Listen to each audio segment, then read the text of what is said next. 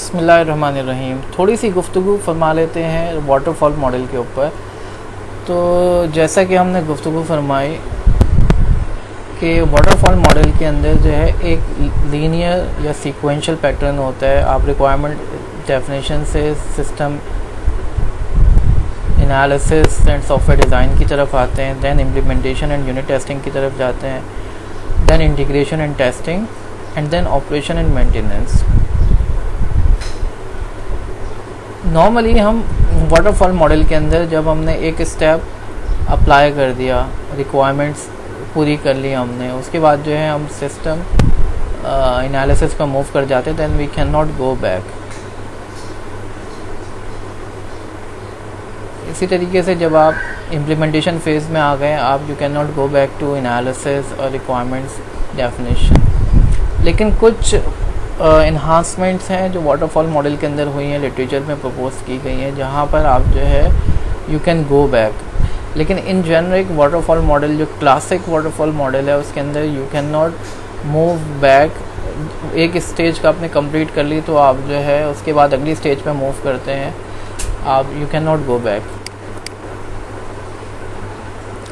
तो waterfall model के अंदर जो फेजेस हैं, रिक्वायरमेंट एनालिसिस, जिसके अंदर आप कस्टमर के पास जाते हैं, कस्टमर से रिक्वायरमेंट्स गैदर करते हैं, और रिक्वायरमेंट्स गैदरिंग के बाद जो है आप उसको जॉट डाउन करते हैं, नोट डाउन करते हैं in the form of software requirement specification.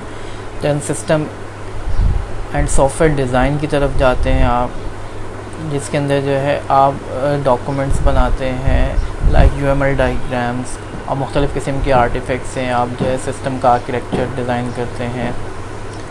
आप जो है फॉर एग्ज़ाम्पल क्लास डायग्राम बनाते हैं, तो आप जो है सिस्टम की स्क्रीन्स डिज़ाइन करते हैं, जिसको हम रियल यूज़ केसेस कहते हैं। दैन उसके बाद जो है जब ये आप जो है सिस्टम डिज़ाइन कर लिया, आपने सोच लिया कि मेरे सिस्टम में कौन कौन से कंपोनेंट्स होंगे और वो कंपोनेंट्स कैसे इंटरेक्ट कर रहे होंगे, देन आप यू मूव टूवर्ड्स इम्प्लीमेंटेशन, उसकी एक्चुअल इम्प्लीमेंटेशन करते हैं।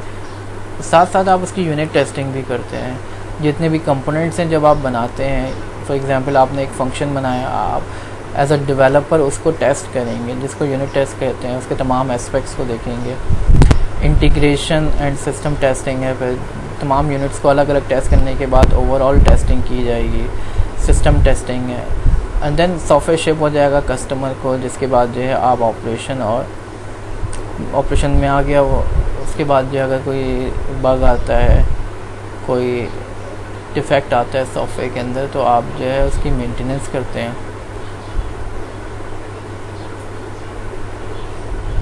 वाटरफॉल मॉडल के अंदर जो है ये प्रॉब्लम है कि आप जो है चेंजेस को अकोमोडेट आसानी से नहीं कर सकते। एक फ़ेज़ कंप्लीट होगा तो आप अगले फ़ेज़ में मूव करेंगे। वाटरफॉल मॉडल के अंदर आप स्ट्रिक्टली जो है स्टेजेस फॉलो करते हैं, so it is very difficult to respond to customer changes. ज़्यादातर वाटरफॉल मॉडल वहाँ पे इस्तेमाल होगा जहाँ पे जो है रिक्वायरमेंट्स जो है वेल अंडरस्टूड हो और चेंजेस जो है बहुत कम हो रही हों। नॉर्मली सॉफ्टवेयर के अंदर ऐसा होता नहीं है कि रिक्वायरमेंट्स स्टेबल हों, रिक्वायरमेंट्स इवॉल्व हो रही होती हैं, डायनामिकली इन्वायरमेंट भी चेंज हो रहा होता है, तो रिक्वायरमेंट्स उसके हिसाब से चेंज हो रही होती हैं। Waterfall model generally system engineering के प्रोजेक्ट्स में इस्तेमाल होता है, और क्योंकि इसकी नेचर प्लान ड्रिवन होती है, तो the plan driven nature of the waterfall model helps in coordinating the work